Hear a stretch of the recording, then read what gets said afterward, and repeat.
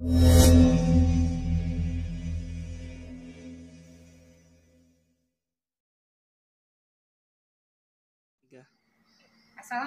warahmatullahi wabarakatuh. Salam sehat buat kita semua. Hari ini kita melanjutkan kembali mata ajar keperawatan medikal bedah, program studi keperawatan Stikes Majapahit.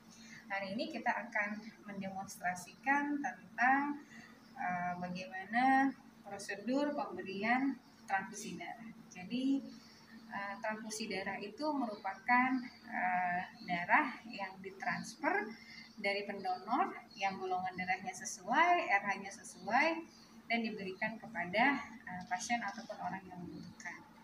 Nah, transfusi darah ini biasanya diperuntukkan yang pertama untuk program terapi yang biasanya pada pasien-pasien dengan anemia ataupun kelainan darah seperti thalassemia itu juga memerlukan tambahan atau transfusi darah. Kemudian pada pasien yang banyak kehilangan darah, misalnya pada kondisi kehilangan atau berisiko ya, misalnya pada kondisi dia operasi besar ataupun kecelakaan ataupun trauma yang jelas membutuhkan asupan darah.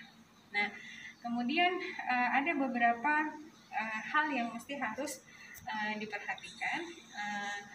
Transfusi darah dari segi setnya juga berbeda ya.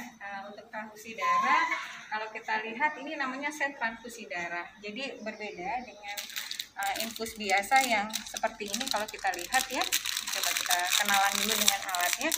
Alat-alat apa sih yang dibutuhkan? Nah, yang pertama kalau transfusi jelas butuh yang namanya transfuset dan produk darah.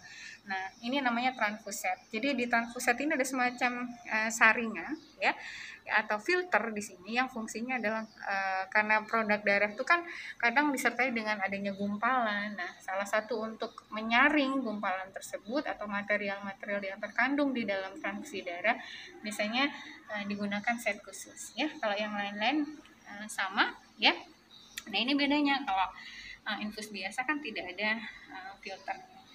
Kemudian yang berikutnya adalah produk darah. Produk darah ini biasanya berupa kantung yang kita dapat dari bank darah ataupun Palang Merah Indonesia yang biasanya sudah berisi tentang identitas nama pasien yang harus kita cek ulang kembali, kemudian golongan darahnya, RH-nya, nomor rekam medisnya, ini harus sesuai dengan identitas yang klien miliki. Jadi jangan sampai salah, karena ada beberapa masalah juga pada saat pemberian transfusi, yaitu reaksi transfusi seperti gatal, demam, bahkan pasiennya bisa sampai mengalami shock ataupun kematian. Jadi perlu pengawasan yang ketat kita untuk melakukan pemberian transfusi darah.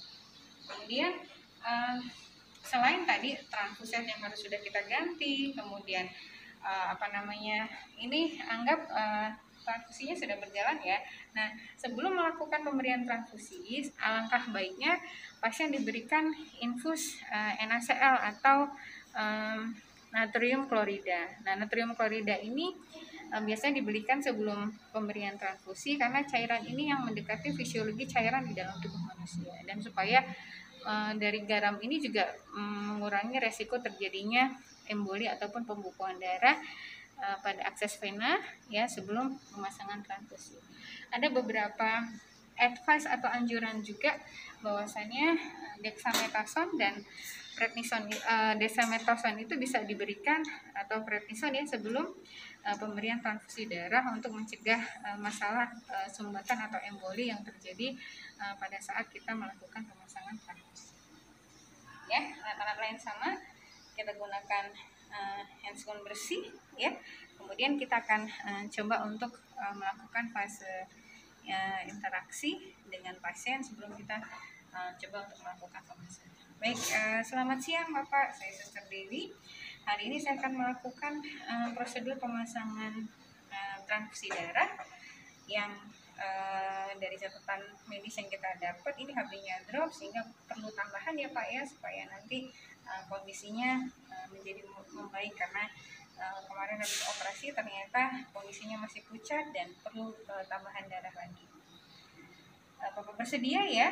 Setelah bersedia kita sama ya, cuci tangan. terlebih dahulu. Tangan.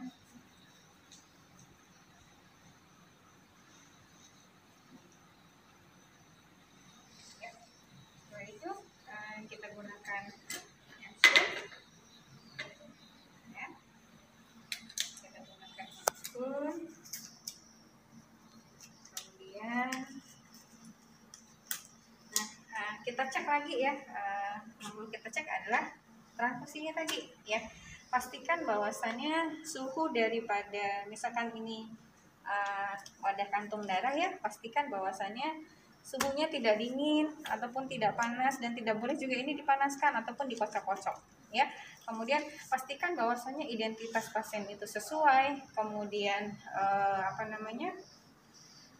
golongan darah, RH, kemudian data identitas yang dibutuhkan ini benar-benar sesuai dengan identitas yang klien miliki. Kemudian ada beberapa hal juga bahwasannya secara umum dari mulai kondisi tanda-tanda vital, kemudian kondisi status jantung, paru, dan suhu itu dalam kondisi stabil. Pastikan juga bahwasannya pengamatan pada saat pelaksanaan transfusi selama 10-15 menit pertama itu harus benar-benar kita perhatikan.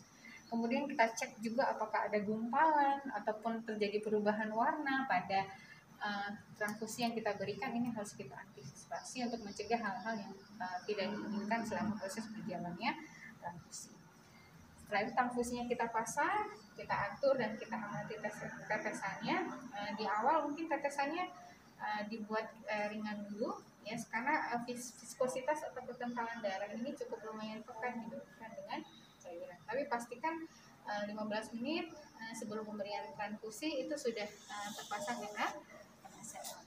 Nah, setelah itu baru kita lakukan beberapa observasi dan pengamatan selama prosedur ini berjalan. Apabila muncul tanda-tanda bentol-bentol, urtikaria, kemerahan, pasiennya demam, harus cepat kita hentikan dan kita laporkan kepada dokter penanggung jawab. Ya, itu mungkin yang bisa Bu Dewi sampaikan pada kesempatan siang hari ini. Mudah-mudahan bermanfaat. Salam sehat untuk kita semua.